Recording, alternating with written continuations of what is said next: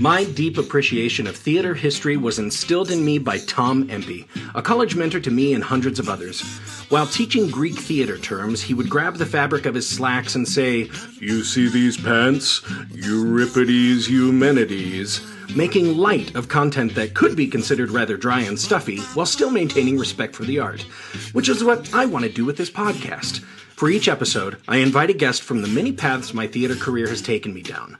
I give my guest no idea what we'll be talking about, but they know we're going to find an outrageous story about theater history and perhaps get a better understanding about why we're still doing it after all these years.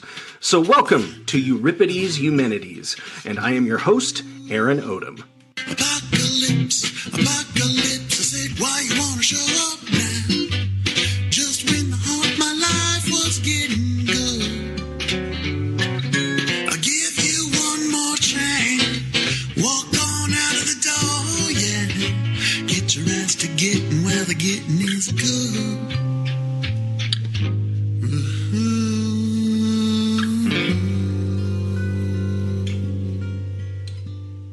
Good morrow, Eumenidites. This is Aaron Odom from Trident Theater bringing you another episode of Euripides Eumenides, a theater history podcast.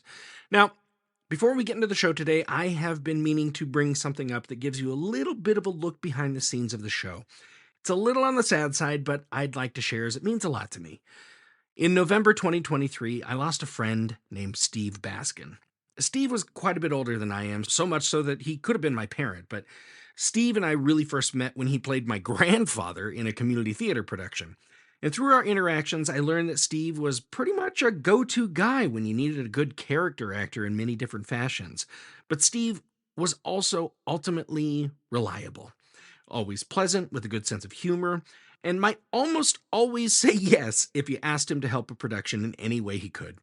For a living, Steve was a woodworker and restored antiques, but when he wasn't doing that, he could almost always be seen working on another show or behind a drum set for musical orchestras or the several bands he was a part of.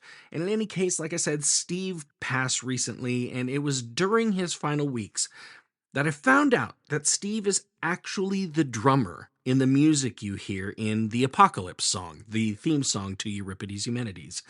So it really pleases me to know that all of you listening have also just gotten a small taste of who Steve was and how he followed his passion, much as I'm doing with this show.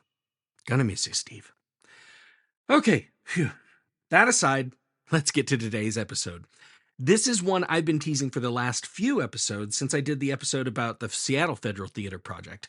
I was also recently contacted by the publicist for author Paul Gagliardi, who is a teaching associate professor at Marquette University in Milwaukee. Paul specializes in teaching modern literature, drama, and film studies. Paul recently published a fascinating new book entitled All Play, No Work, in which he dives deep into many of the comic plays presented all across the country by the Federal Theater Project, and I'll let him describe the scope of the book in the episode. But I have a link in the show notes where you can get the book, but you should also be able to get it just about anywhere you get books. In any case, I get a treat again in which Paul brought the story to me, and I didn't look ahead and study up. I let him surprise me with these things. Paul goes over a ton of plays in his book, but for this episode, he details a couple of them that should whet the appetite to investigate further. So, without further ado, here is today's episode, All Play, No Work, the comic plays of the Federal Theater Project.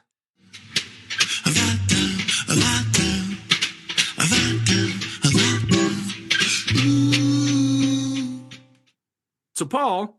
Yes. As we're recording this, the holidays are in full swing. As I was thinking about it and related to theater, there are so many holiday shows out there. Mm-hmm. Like, I've been in a number of them. I've seen a number of them. But, Paul, I want to ask you, do you have like a favorite theater holiday memory? Wow, that's a good question. I don't know if this is exactly a holiday memory, but I think it is. When I was 22 or 23, I realized one of the ways I could see really good theater was to volunteer to be an usher. Oh, yeah, absolutely. And so I was ushering at the Shakespeare Theater at the Landsberg in DC.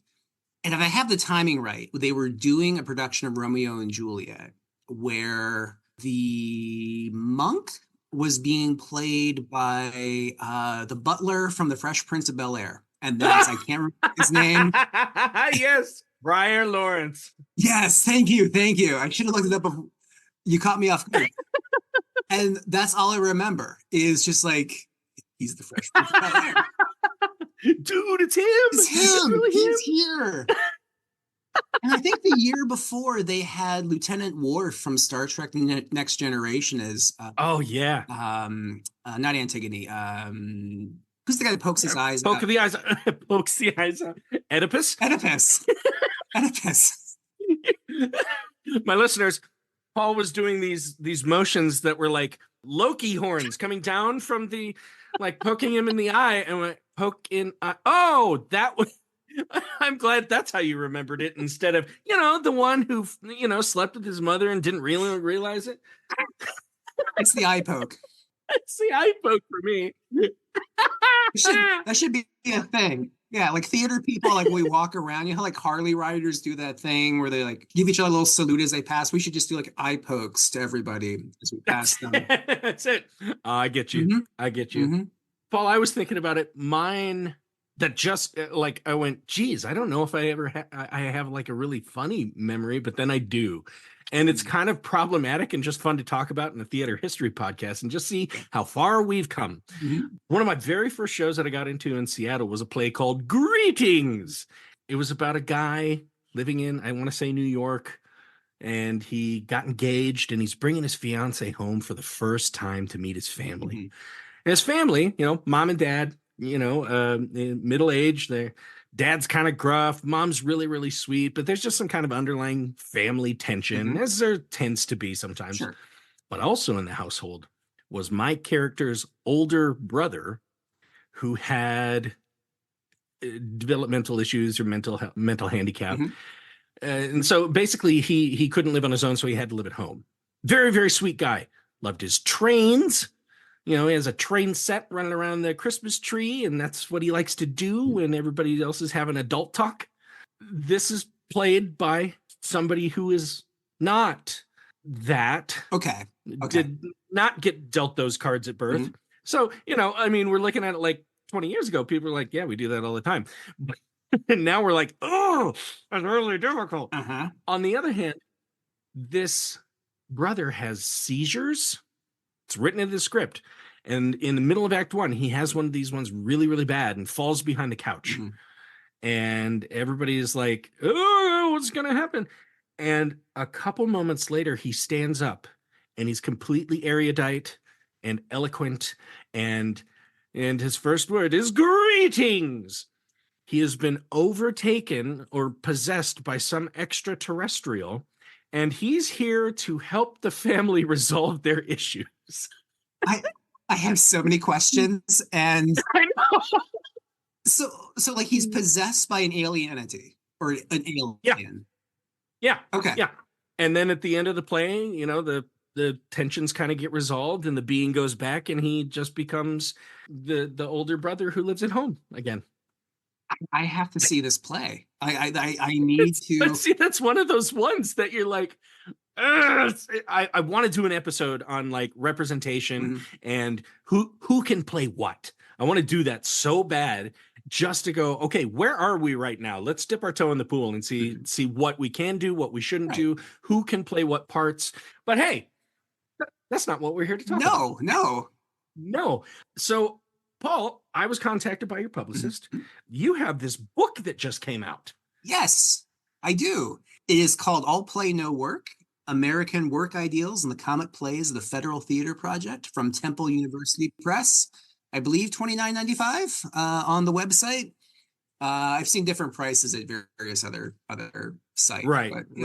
And you can get it from a lot of different book sites. But that's the title. What is it again? All Play, No Work. All Play, No Work. All Play, No Work. Yeah. And this is what I've been teasing my audience with for the last few episodes of, we're going to get more stuff about the Federal Theater Project, because it was a very interesting time. And really, I didn't hit on it in my Spirochete episode, but as far as I understand, this is like the closest that we got in America to creating a national federally funded theater. we got it for 4 years, and that was it. Yeah. And Oh, it's we haven't been close since, and I don't know no. what's going to happen anytime soon, if ever. And that's what they tried. I mean, like that was the emphasis, or like that was the goal. And Hallie Flanagan, who is the director of the Federal Theater Project, when she was working with Harry Hopkins, director of the WPA, the Works Progress Administration, that was their vision, right? To have a national theater to be as diverse as they could for the 1930s, and all the problematic elements to go with that, because it was the 1930s. But that's also like kind of what led, in some ways, the FTP to its downfall, right? It wasn't ever fully centralized. And when they tried to make it centralized in terms of play selection, in terms of organization, it was trying to do everything and nothing all at the same time, I think, is the easiest way to think of it. And there were a lot of course corrections over the course of 4 years. And I think at the end, Hallie Flanagan was starting to realize that, okay, this was going to get killed in the 1940 budget. It did. Mm-hmm. And yeah, she starts to posit like what I would do differently, and sort of like modeling it more on a more centralized but inclusive experience. And there were a lot of missteps, I think, she realized along the way. Right. But I think it's hard. You have audiences that want like old time fare, and you have people that want very progressive avant-garde plays, and you want people that want to laugh, and you want people that want musicals. And how do you coalesce all that? That's hard. That's really, really hard. I just within the last few months became the vice president of our community theater board here. And I'm on the play selection committee, and we have to look at stuff that has come before and where we are in a lot of different aspects. Because I have people coming to me all the time. They're like, I have this edgy, bold play that won a lot of awards and I think really would speak to people here. And I go, I think that's a great idea. Who's going to buy a ticket for that in this current economy where people who would go see that don't have expendable income? It's so tough. Like, I don't want to squash it, but at the same time, you go, I don't want you to be let down that nobody came to see it. Right.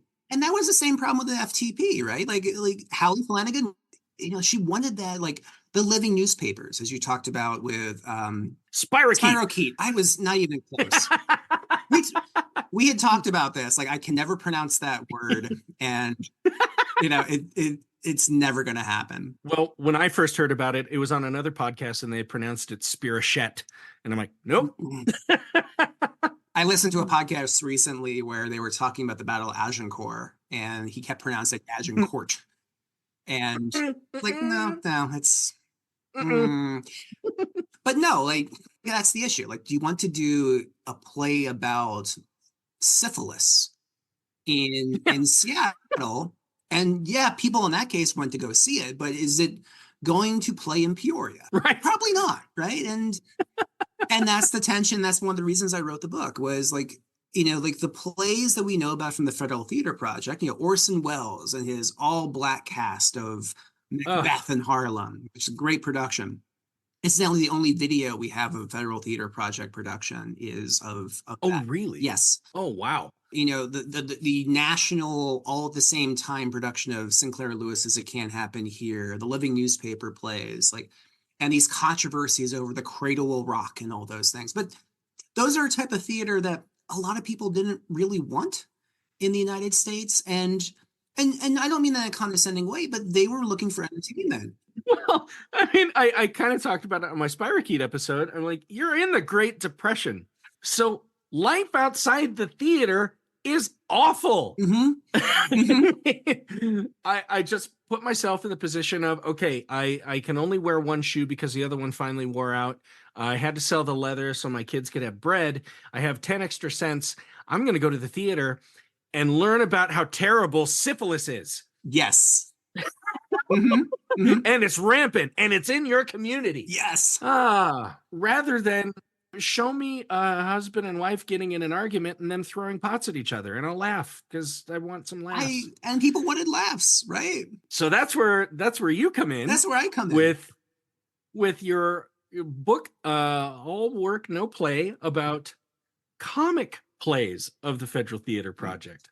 So, my listeners, I'm getting a rare treat today in that I have talked to Paul already. He has gotten a good roundup of these plays for us, and he's going to tell us a few of these.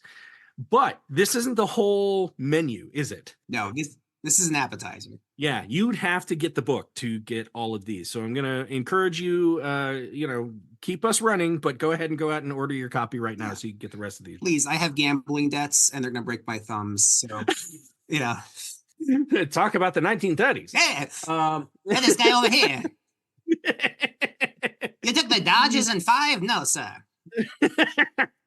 All right. So, Paul, you've got some for me. I am so excited to hear about comic plays from the Federal Theater Project. All right. So, there are a lot of comic plays at the Federal Theater Project. And what I did was I focused on this sort of these plays that kind of what Aaron was just saying. Right? Audiences wanted to go to the theater to be entertained. Right. I don't want to hear about how everyone has syphilis. I don't want to hear about how everyone's starving in the rural areas.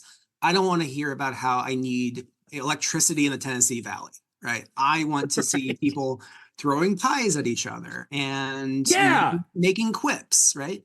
And traditionally, and I remember one of the first like little genesis moments for me was all the way back in high school. And my teacher in 11th grade American history said, it was kind of dismissive because I was really interested in film and theater and sports. And I had a really hard time processing all those things fit together.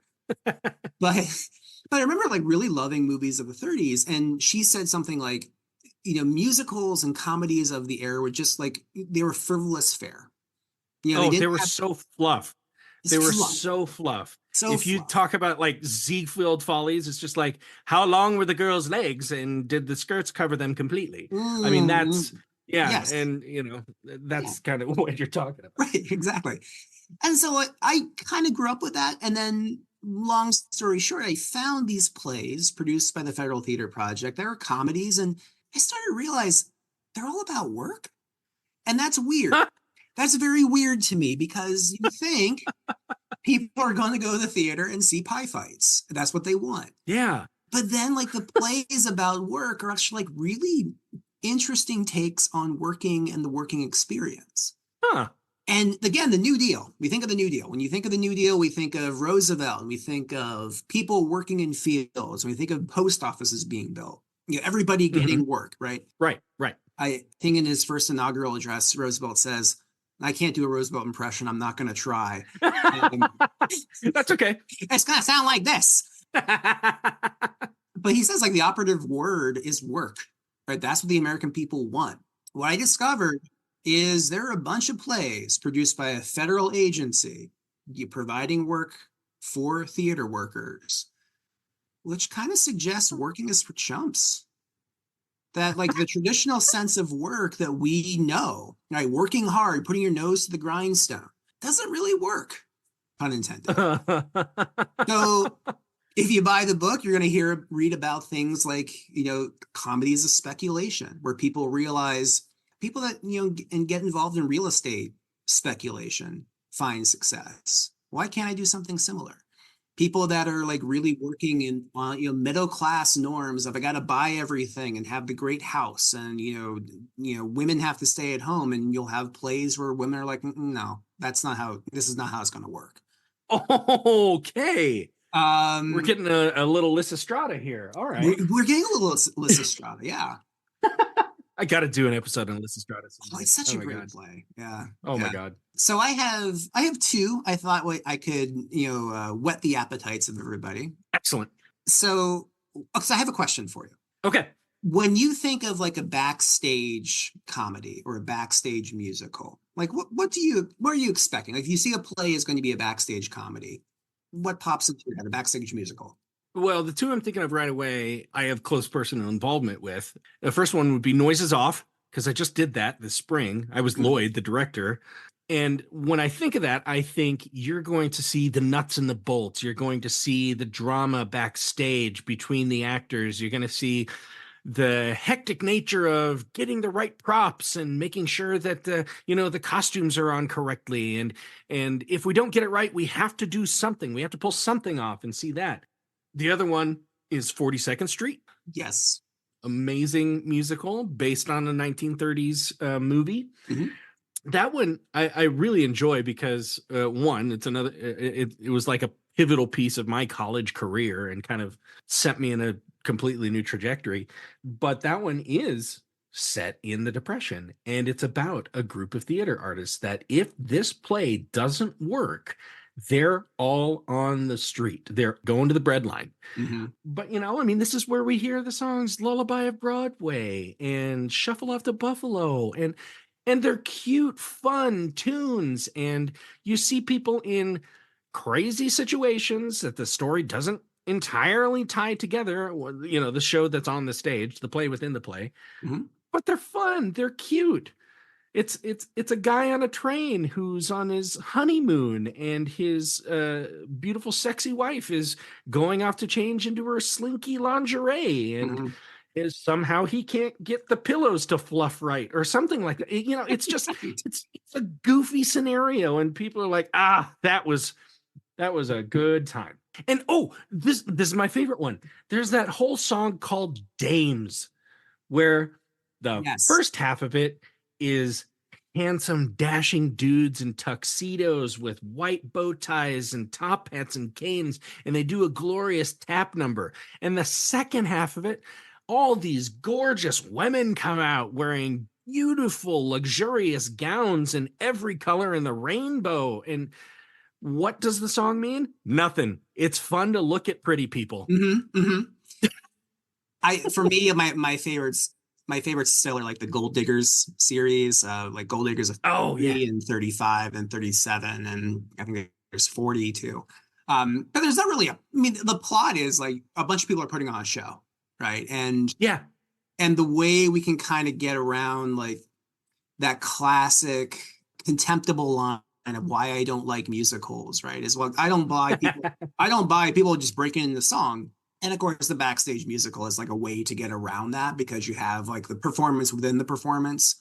But anyway, so they're very popular in the 20s and 30s, in part because it's a very easy way to like balance the narrative, right? Like you don't have to have like you don't have to suspend too much disbelief because you can have like the numbers that don't really connect to the rest of the narrative. But also I think what's important and why I'm transitioning to the Federal Theater Project is there are a bunch of backstage comedies that aren't musicals, but they borrow the same tropes. Like a bunch of people are getting together, a bunch of actors, they got to put on a show. And if they don't, they're going to be in the breadline, right? 42nd Street. And also, I think because they're done by the Federal Theater Project, there's an added importance of what we're doing is important. Like theater matters. And if you don't support us, we're going to be on the breadline, right? You don't support the Federal Theater Project, right? Which is, again, like to give good actors and directors and producers and set designers work, we're going to be in trouble. And the play I'm going to talk about is one of my favorites. Is a play called A Moral Entertainment, which no one has heard of. And I will say this too.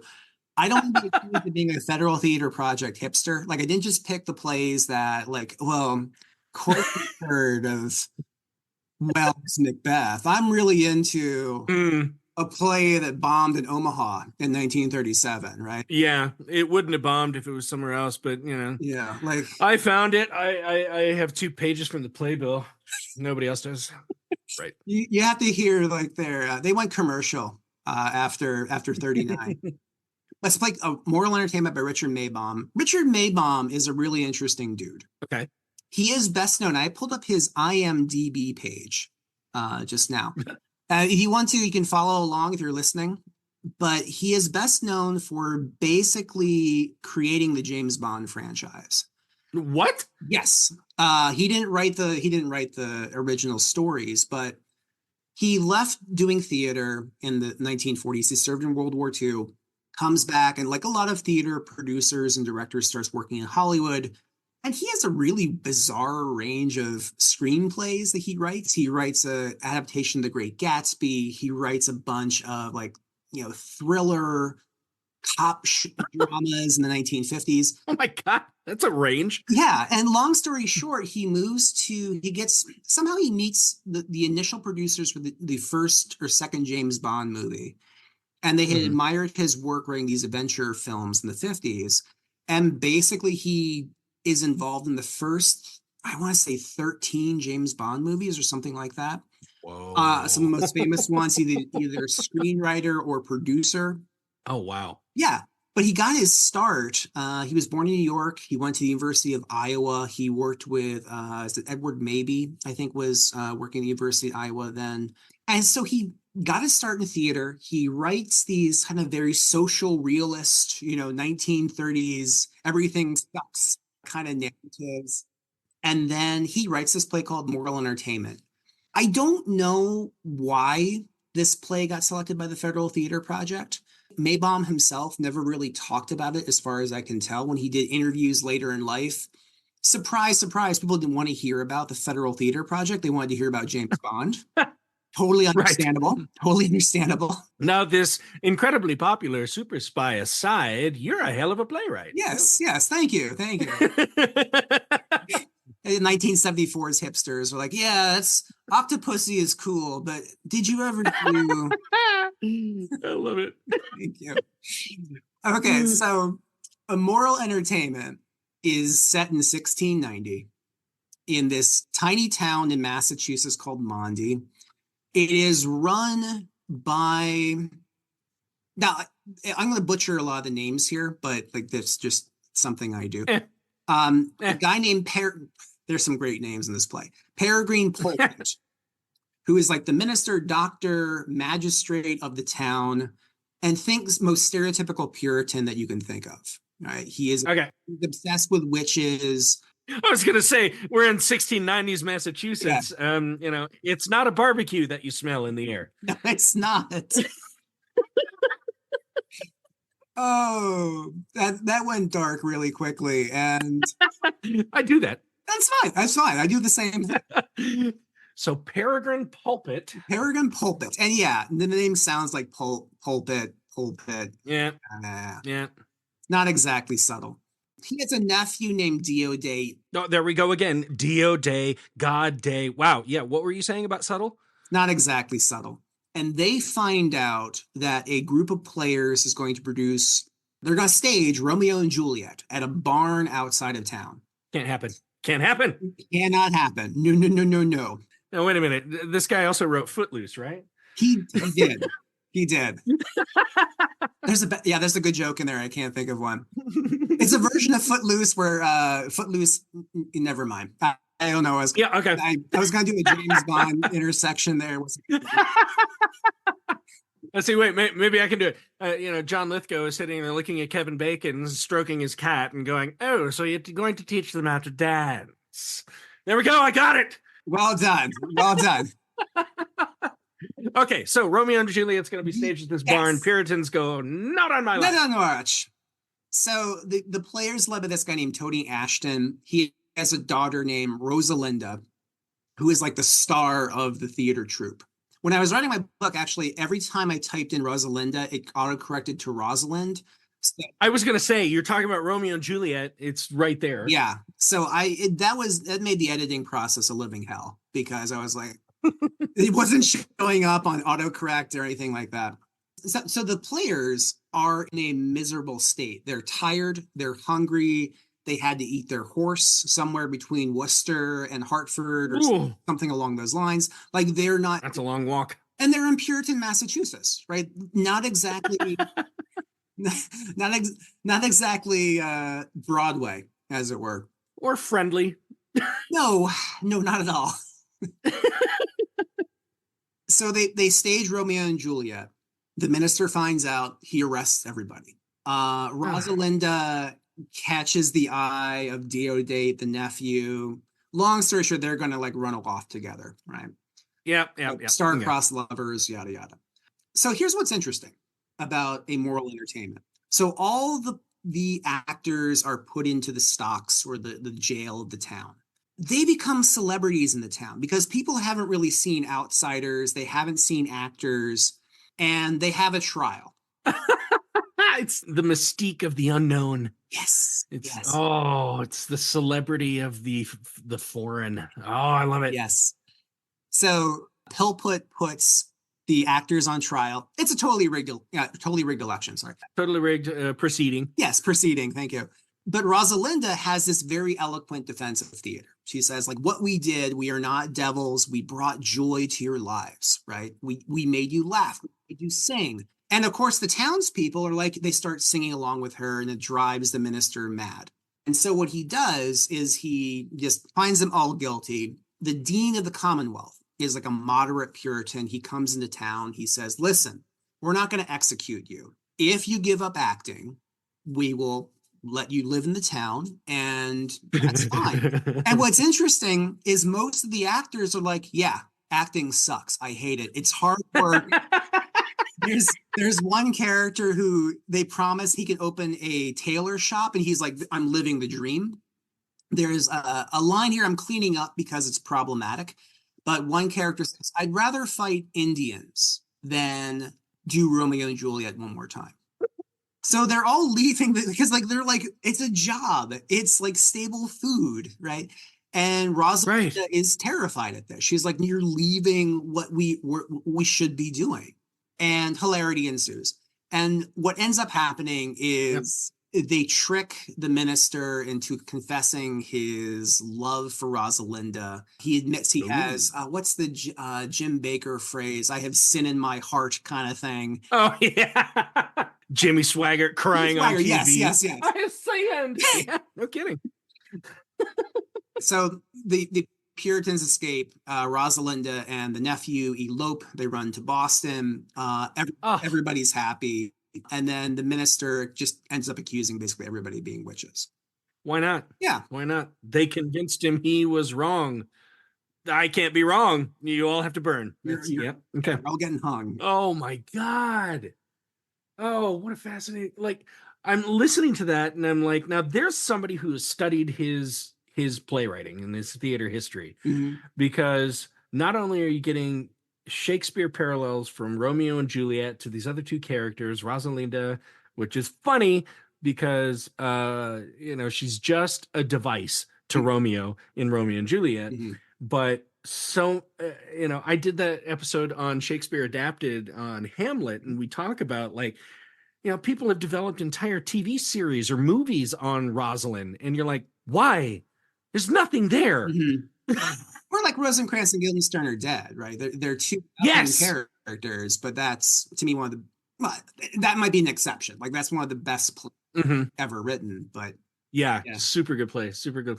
But I'm also hearing there was a thing. I've done a few episodes where I've talked about Renaissance plays where women have this incredibly powerful like speech or moment. And at the time, it was kind of designed to be like, women can be interesting too. And you're like, that was a whole time when your queen staved off being married and wanted to remain, just the queen, and totally kicked ass. Like it, but I'm hearing Portia from Merchant of Venice. Yes. Where, pound of flesh, okay, but drop no blood, It's just this incredibly eloquent thing that, and she's this huge role. I love that. But it's also a guy that understood people want to see a chase scene. Yeah, I mean, one of the things about comedies of this era is that people think of them as like frivolous and disposable, right? And the write-ups of the play, it premieres outside Philly, in New York, in Hartford, one other city, and it appears in Boston. And of course, the Boston press, which was very conservative that time, absolutely hated it. Oh, I bet. Oh, you're mocking our Puritan forefathers, and you have no idea what Puritan life was like, and who is this Richard Maybaum to write this play. Oh, that's an interesting spin. Like I thought they might have been more like apologists. Like, Oh no, hey, please don't bring up those dark corners of our closet. No, they they're were like, like, we fully embrace that. how dare you, sir? How dare you? We burn those people with conviction. But yeah, okay. So it premiered in all these different places, but Boston throttled it, sounds like. Mhm. But other than that, what else did you find? I mean, mostly it's just, like go back to that's why I brought up the chase scene, right? Like I Yeah. imagine like they ran off, but like it leads to like the comedy of like romance, right? Everyone comes together at the end and everybody's happy and Right. Yeah. There you go. yeah. Okay. I mean, except for the Reverend, who just then accuses everybody of being witches. But we can close the curtain on him. Yeah, like literally. Like tearing his hair out. And that's awesome. Yeah. They're all witches. Ba-da-da-da-da-da. Well, but I have no idea why he wrote the play, right? Like again, like as I was saying, like he mentioned very briefly in what I could find, right, that he worked for the Federal Theater Project, but no mention of this play. I don't know it's ever been revived at any point.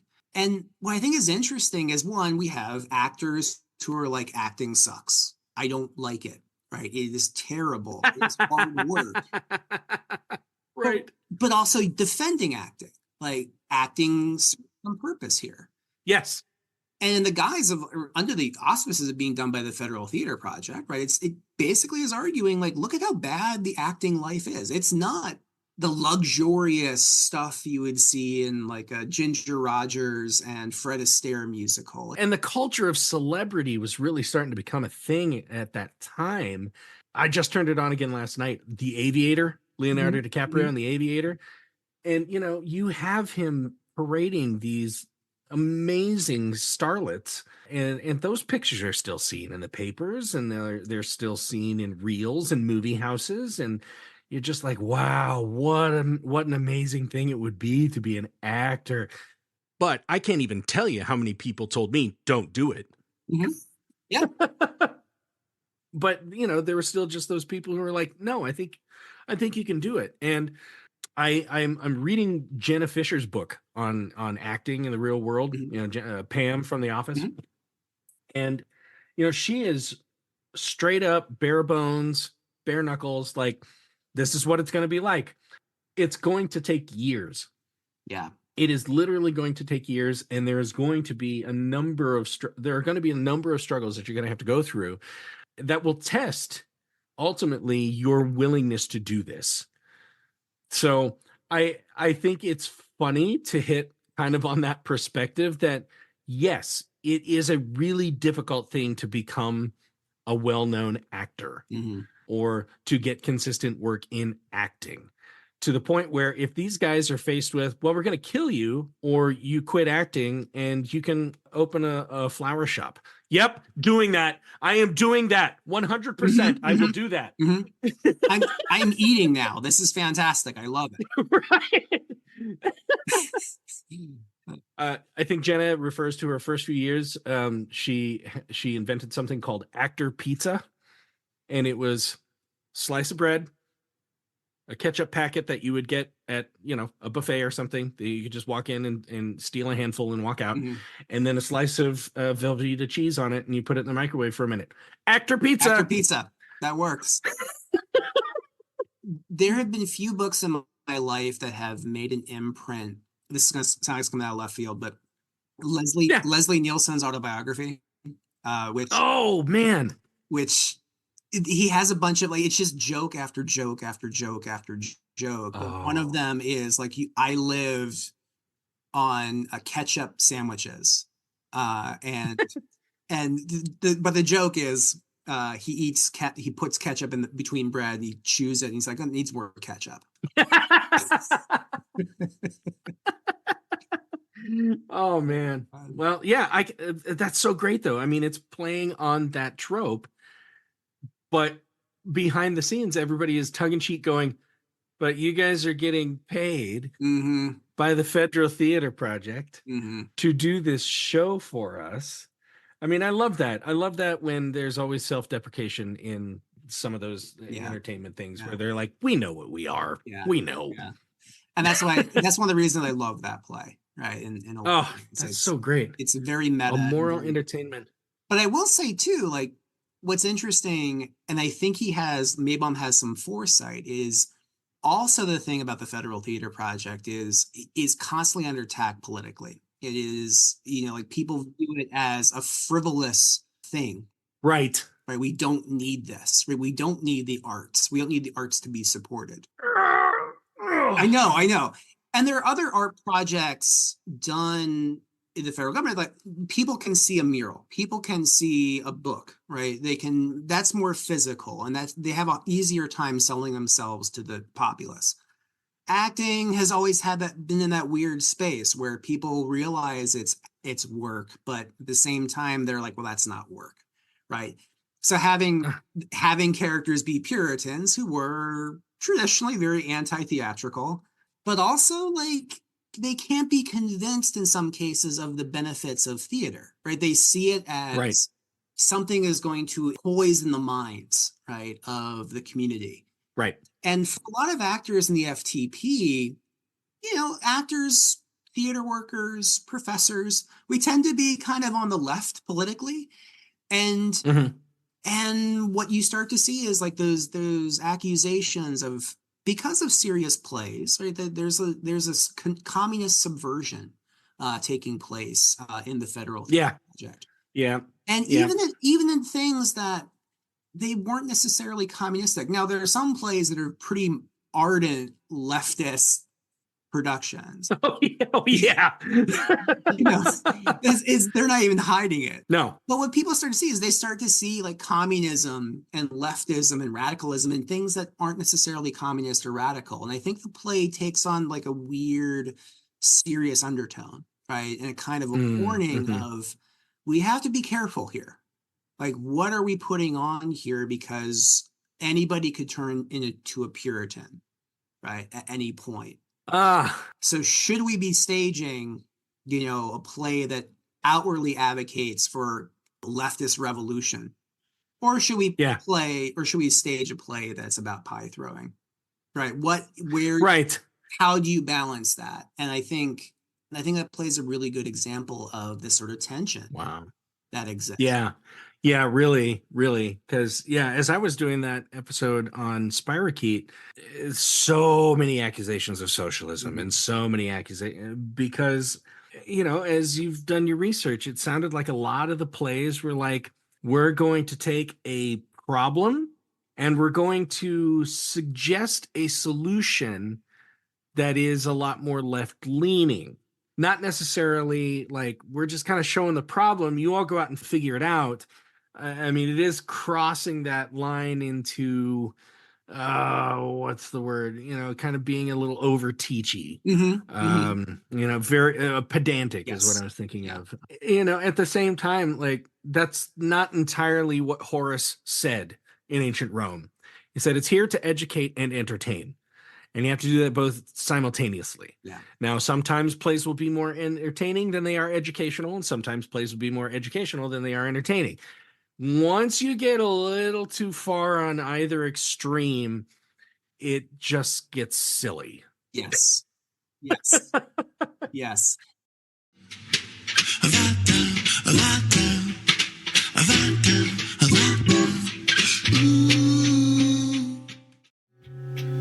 So, you Mennonites, what do you think? Any theater makers out there want to put that play in their season? You might be surprised. It could be just the satire your community needs to ponder and laugh at the effect that theater has on a populace.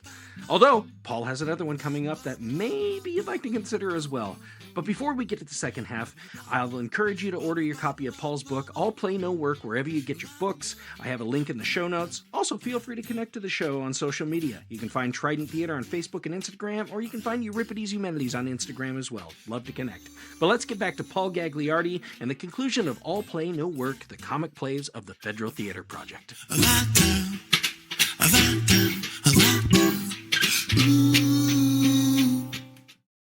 So, we got through a moral entertainment. You said you got another one. I got another one. All right. So it's called A Milky Way, written by Lynn Root and Harry Clark. Again, another two names I had to constantly spell check. Wait a minute. Say those again. Lynn Root and Harry Clark. Lynn Root and Harry Clark. Yep. These were real people. It's a bad alien name on Star Trek or something. I represent the Clarks. Clark. Yeah. So the Milky, or not Milky Way. Yeah. So before we get to that, I have a question. I have a question. I have a question for you. When you think of the word con artist, what springs to mind? What do you associate with confident schemes or con men, women, con artists? Well, I think of a few things. Like, our concept of con artist mostly comes from popular media. I would say very few of us have actually been victim of a confidence artist. But when you think about the term, you think about somebody who has become so convincing. You do not see any ill intent or malice aforethought in their actions whatsoever. So much so that the victim gives up trust. Probably the most important commodity, but obviously there's probably other things, money or resources that a person is able to obtain through means of just being witty. Yeah. And I think the con artist is weird, right? Like just as an archetype, as a trope, it's in some ways a very American infatuation, right? You think of our literature, our films, right? Like Tom Sawyer and Huck Finn, right? They swindle people to getting them to do what they want through flattery, through you're selling something to somebody, right? Oh, I'm thinking of Pirelli from Sweeney Todd. Yes. Pirelli's magical elixir makes your hair grow, and then you find out he's not Italian; he's actually Irish. Yeah. I think I'm Italian. The name would suggest. Yeah. I'm Mediterranean for sure. Like I'm sweating olive oil. Where was I? Con artist. So con artist, yeah. But we tend to think of the nefarious con, like Ponzi schemes and people on the street doing 3-card Monte and elixirs, right, as we were just talking about. Snake oil. Yeah, snake oil. Or, hello, this is your bank. Someone has logged into your account. Please give me your PIN number, right? Hold on, I'm just getting an email. Oh, it's a Nigerian prince who needs my help. There you go. That guy's good. He's good. Right? But we're kind of inundated with them, right? And so it's like this weird vacillation between we have contempt for them, but we also kind of admire them at some points, right? Depends on who's being swindled, right? But I think to me, it's the idea of you're selling an idea to somebody, right? You're selling faith, you're selling the confidence, the trust, right? I don't think she'll listen to this, but my mother, right? It's been a thing in our family for a while, but my mom goes and visits a psychic. Okay. And I say to her, Mom, I want you to be careful about this and I explained to her the idea of a hot reading it versus a cold reading. And this is a skill that people have been doing for millennia. But for her, it doesn't matter. It's what she's buying is the idea, she can find peace, right? With people that have died. Right. And there it goes.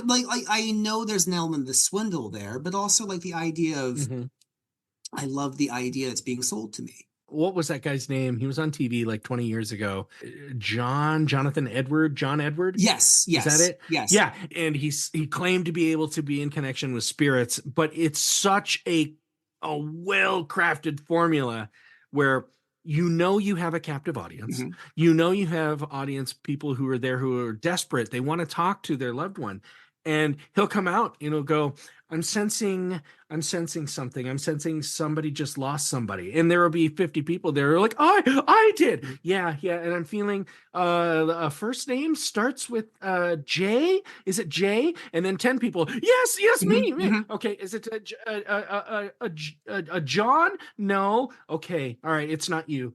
Yes. And it's such a well-crafted formula where it's you just are getting the person to buy into your stuff enough. And if they finally get to it, they're like, he says he loves you and he misses you. And that person just breaks down crying. That's what he would say. And but that's it's selling that faith, right? If, I've done this with colleagues where I'm we go to a bar and I'm okay, I'll show you. Like, that person over there is 40, late 40s. And then you go through it and you're like, okay, I'm hitting the odds, right? But we're receptive to that. And Yeah. if you ask con artists, you read what con artists say about what they do, they'll say, number one, why is it always I'm the bad guy?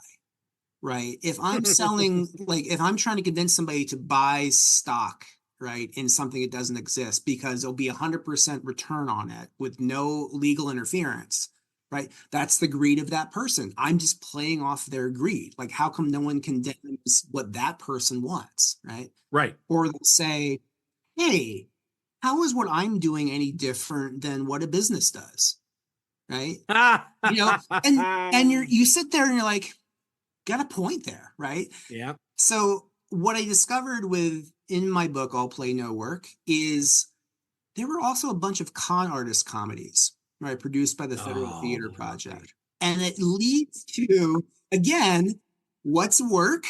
What do we emphasize with work, and who's heroic in this regard, right? What do the appearance of these con artist plays say about us, right, as a society? And so that leads us to The Milky Way, written by 2 Star Trek characters. So I want to preempt this by saying there are a lot of characters whose names who have initials S or M in this play, and I don't know why. So I will go as slowly as I can and as quickly as I can. I might have to cut some names here because it, like, even in summarizing this, like, I would get confused at certain points as who is to who. So, all right.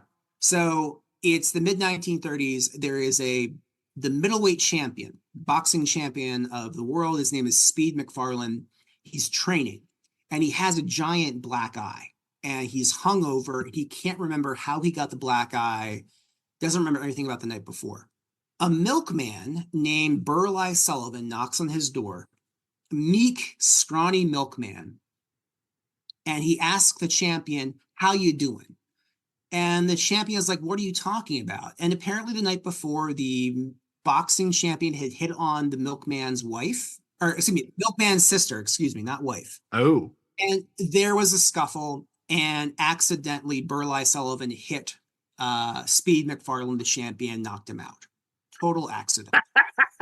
I love it. So the press gets word of this. The champion has been knocked out by a milkman. The milkman's, what's his name? Manager, a guy named Sloan, the manager, sees an opportunity.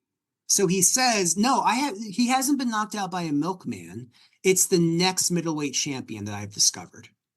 And so what the manager decides to do is send Burleigh Sullivan, the milkman, on a national tour in these staged boxing matches. Oh. So that he builds the reputation of being a legitimate contender for the middleweight championship of the world. The Great White Hype. Great White Hype. Yes. So we get a sense, we never actually, we'll see one of the boxing matches on stage, but we hear from radio accounts, from newspaper reports of how the press is covering Burleigh Sullivan, the find of the century, the scrawny milkman. They don't realize these fights are staged, but they buy hook, line, and sinker into this story, right? And like, the people and the press and everybody is on board with it. They're totally on board with this, and there's no critical response to it whatsoever, right? So they're like, yeah, of course, yeah, like this. He's the find of the century. There's some great lines in the play. One of the reporters asked Burleigh Sullivan if he's related to, is it John Sullivan, the great boxer? And he's like, who's that? I have no idea who that is. And Gabby Sloan, the manager's like, no, he's joking. And so what happens is they're going to set up a championship match between Speed McFarlane, the previous champion, or the champion still, and Burleigh Sullivan, the milkman. Gabby Sloan's perspective is for the milkman to take a dive, right? Or actually like get punched once or twice. And so he gets knocked out, and the championship remains with his client. With his star, yeah. His star. That's not what happened. Hilarity ensues. Sullivan accidentally catches his rival on the chin, knocking McFarlane unconscious. And Gabby Sloan like runs into the ring and is chasing him. He's ruined his plans. They've all bet on McFarlane to win. Oh, yeah. They've lost. So they're sitting around like moping. They're going to go to the breadline because they've lost all their money. And a Deus Ex Machina kind of moment, Burleigh Sullivan comes back and says, I bet on myself and won a huge amount of money. He decides to buy the dairy that he'd been working at and saves the day, right? And so it's a really hokey play. I know it's been revived a couple times here and there. If you're interested, there is a film version of it starring Harold Lloyd from the I think 1936. It was on the Criterion Collection, streaming for a while. It's not a great film, but it's kind of enjoyable in its own way. But it's the adaptation of something that was commissioned by the Federal Theater Project. Yes. So let me ask you this. Was it written for the Federal Theater Project, or was it chosen to be part of the Federal Theater Project? It was chosen to be part of the Federal Theater Project. It was written by these two guys. I think it was originally called The Cheese Champion or something like that. I think it's a better title, actually, to be totally honest. But that's a great title. That's a great title. I know. A Cheese Champion to a Milky Way. You're crossing adult film lines at that point. But oh God, you are. Oh my God, that's true. But anyway, there's something about these two that there is a Deus Ex in each one of them, right? That's true, yeah.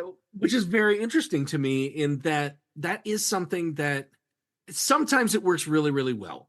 Yeah. I mean, for my listeners and fellow theater history buffs, it was a device used in Greek theater when a god would come down and right all the wrongs. God from the machine. And the machine was the mechany, the thing that would lift him over the wall. And you're like, ooh, the god is descending on a platform that just was raised over. Okay, cool. But yeah, the god would come down and set everything right. And then, take the bad people away that were still there or whatever. And now it has become such a thing that, what was it? I think it was in Tartuffe. They had a great one in Tartuffe where the king at the end of the thing has sent a letter completely, saving the day. And I have a friend who teaches creative writing, and he flat out just tells his students, don't ever use a Deus Ex Machina. Just don't. Because if you have written yourself into a place where you can't get out of it, then you haven't written a good thing. Right. Right. But at the same time, I think people enjoy that. A lot of my acting career has been in improv. And it's so fun to set the stakes to a point where you have created a situation that the audience watching is going, oh, they're never going to get out of this. And when you actually do, they like cheer like they're at a Super Bowl. Right. Right. But it's that Deus Ex that you're like, okay, if we get to that point, we'll do that. I did one years and years ago where we did a long form 30-minute thing where we asked, okay, what's a headline for the news? And somebody said the Mars rover. And so we're like, oh, okay, that'll work. And we talked about the Mars rover for a while. And then it became this plot where Russian scientists wanted to take over NASA and infiltrate it from the inside. And it's the cheapest thing I've ever done in improv, Paul, but it worked so dang well. Early on, one character I played was like the head Russian scientist spy. So I had this thick Russian accent. And so the person on stage with me now had to adopt one. And then anytime somebody would walk past, we'd have to like just kind of button up and be like, yeah, so how about them Dodgers, and just totally fake it out. At the end of the thing, I'm on stage. I realize we're coming to the end of a 30 minutes and we should be winding up real soon. I have convinced all of the American astronauts to get on a shuttle and they're going to go to Mars. And as soon as the hatch door closes, I put my hand under my chin and act like I'm whipping off a mask. And I look at the other person on stage with me, just a second ago, we're like, well, bye, have fun. Go ahead and get me a moon rock when you get there. They all leave. I whip off the mask. I go, Dimitri, we have done it. And the house just exploded. It was the cheapest thing I've ever done. And it worked so damn well. So there's nothing wrong with cheap, right? At certain points, if it works, it works, right? And Yeah. I have colleagues that do the same thing, like say never teach or never use a Deus Ex Machina moment. But then you start breaking it down. Like I point out to students when I teach, because I teach Threepenny Opera every now and then, and that has a Deus Ex Machina moment, and I have to explain what it is, and I'll say the one they're always familiar with. I'm like, I think in Jurassic Park, right? They're all chased by they're not, okay, science nerd. They're not really raptors or Diancuses, but like they're being, and all of a sudden the T-Rex comes out of nowhere and you're like, whoa, but it's a great moment. But you start thinking about like, well, how they not hear it coming? Like, yeah. Remember that whole scene where it's like thudding and the water in the glasses dropping? Nobody caught that because the Deinonychus pair was screaming at them, right? That had to be it. Yeah, sure. Yeah, and they're like, what hole did it go in that was big enough for it that nobody knew was there? Okay, somebody left the garage door open, I guess, huh? You gotta keep raccoons and T-Rexes out, especially the holiday season. Yeah, they're just gonna dig through your trash. That's an interesting point you bring up with that one, though, because it redeemed our favorite character. It's true. We saw that thing kill people and eat innocent things all over the place. It was terrifying. End of the show, it becomes the hero. It's the face turn, of the T-Rex, right? But that's interesting that was such a thing. But when we talk about it, we think about this was something of the aim of the Federal Theater Project. You wanted a free, uncensored adult theater. That's what they said. At the end of the day, oh man, this makes me admire the Federal Theater Project even more. Not only were they trying to have a slate of shows that taught about important social issues, but they're also like, we'll throw in some custard pies every now and then. This is an impossibly ridiculous show. We've stirred up the fervor of the boxing world, and end of the day, it didn't go the way we wanted it to. But the little guy hero won the day. And the corrupt, awful people, remember the champ got drunk and flirted with the milkman's sister. So we're like, he's already a bad guy in our eyes, but he's the world champ. Gets totally knocked out. And hey, does that do anything but give people hope in a terrible time? For me, what I think is interesting about this play is like its ludicrousness, as you said, right? It doesn't seem plausible. But then you start thinking like, well, boxing is full of the history of like dives, right? And people suspecting it's not on the up and up. In my book, I have oh gosh, I'm blanking on his name. The basis for Raging Bull. It'll come to me later. But he gets, he's in a staged fight in Madison Square Garden. Jake LaMotta in 1940. Jake LaMotta, yeah, okay. And he does a bad job of selling the dive, right? And people are pissed and they're booing. And he's like, I'm surprised Actors Equity didn't pick of the joint because I was really bad that night, right? So like the performance, right? Performance works.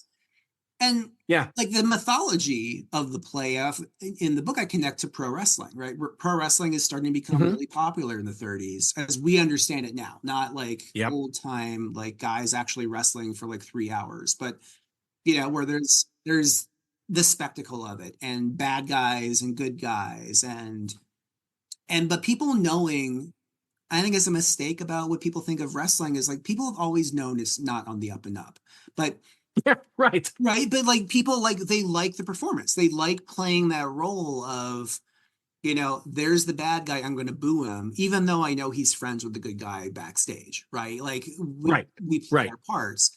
And I Mhm. think like part of the charm of this con is that, yeah, like there's the hope of the little guy is going to win, right? And we don't care about the reality. We like the story, right?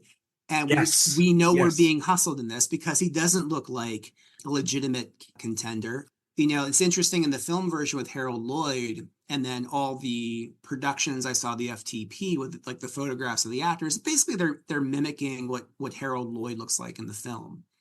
And so Harold Lloyd always had a persona of the nice guy, but also kind of scrawny. And Yeah, yeah, yeah, yeah. this is the same thing here. And so we're like, yeah, okay, sure, I'm gonna buy it. But I like that, right? I like the little guy winning, right? I need that at a time of the depression, right? Exactly. Yeah, that's kind of what I was alluding to. It's like everything outside is awful. I'm in that guy's same spot. Mhm, I used to be paid 10 cents an hour mhm, to carry milk all around. Now I'm only being paid 5 cents an hour because depression, mhm, but the job still got to be done. I guess I still got work. yeah, I mean, that's why Lifestyles of the Rich and Famous was such a popular show for so long. People were like, right, yeah. I would like to know what a 100-foot yacht seems like. And did I come from similar circumstances as this person? Maybe I did. Mhm. Maybe that 100-foot yacht is in my future. And there's like, yeah, but like we love the fantasy. I do think with this play though, there is like a little darkness to it because of how well the con works. Yeah. And how vast and overreaching it is. Yes. Like it goes so deep. Yeah, and it's the difference between like the audience being in on the joke, right? Versus, well, the institutions that are supposed to protect against this are in on the joke, right? That they're not Right, right. being critical of what they're seeing. There's a moment in the play too where the boxing announcer that's announcing the match on the bout on the radio is reading a script for a very dubious sounding like health elixir, right? And treating it like very serious. And so the play is also reminding us like the con is kind of prevalent in every aspect of our lives, right? And there's a good Ooh. con, right, where these characters pull a hustle. They're basically pro wrestlers, right? They get a bunch of money, they retire, everybody's happy. But there's also a danger there too, Yeah. right? Like where is that line, right? This is a good con, but there are plenty of bad cons out there.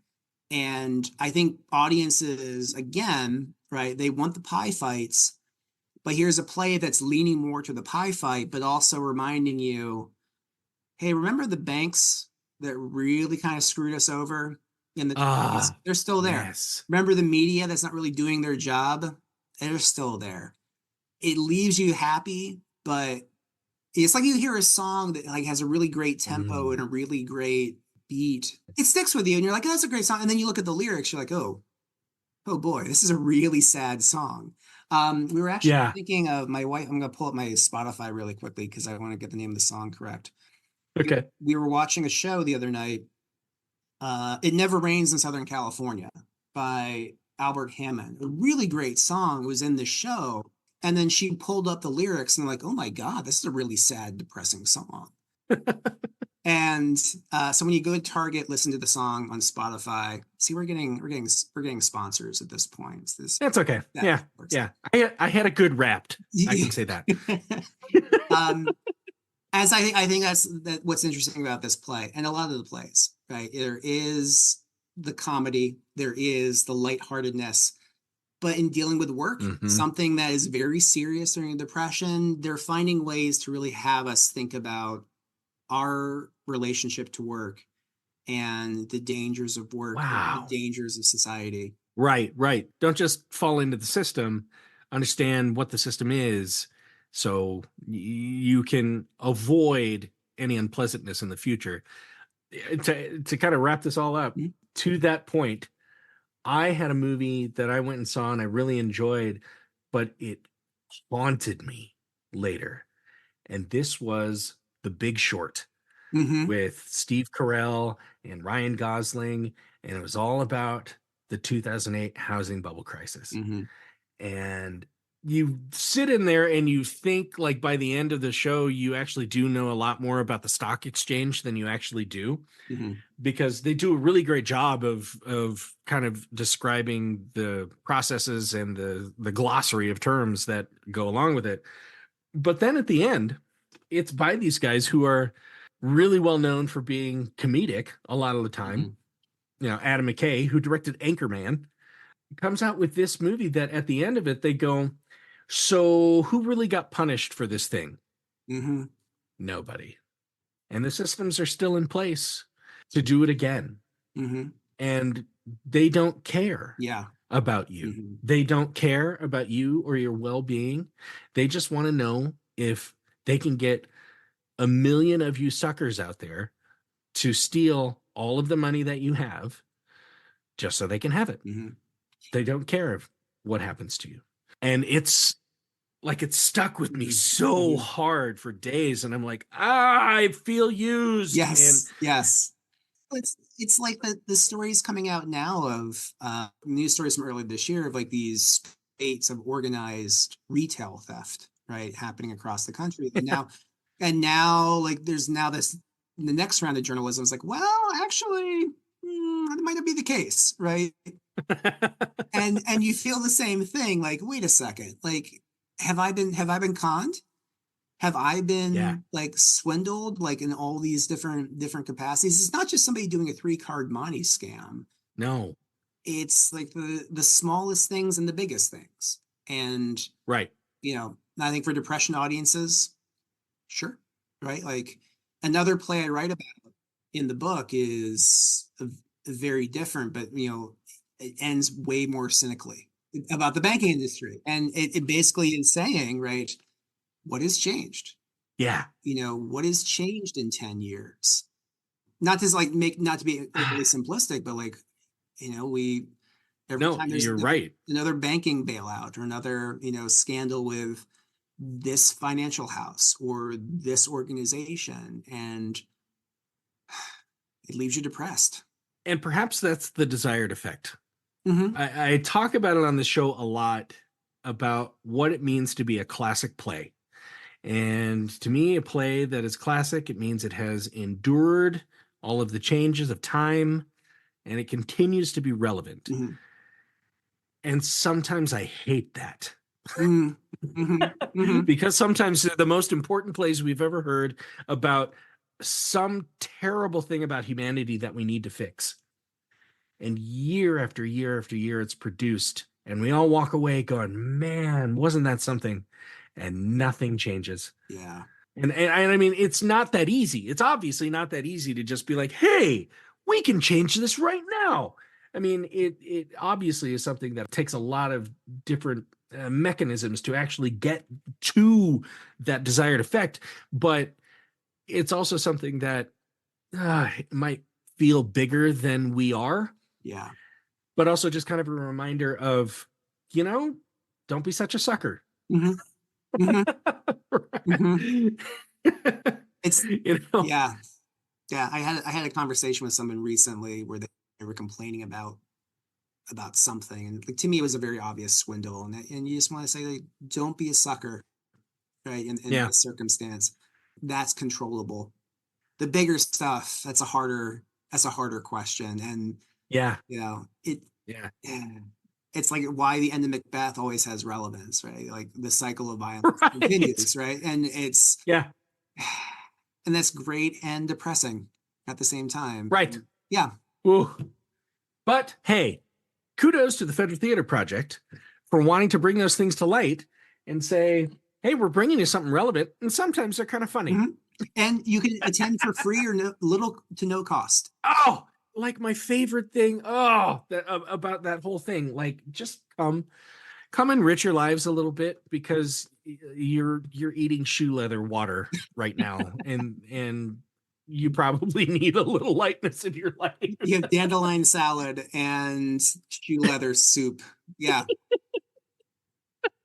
And so come see this horrendous Puritan try to damage these actors who all go, nope, I'm following you. Yep, that's fine. And a boxing swindle Fantastic. Yes. Oh, my word.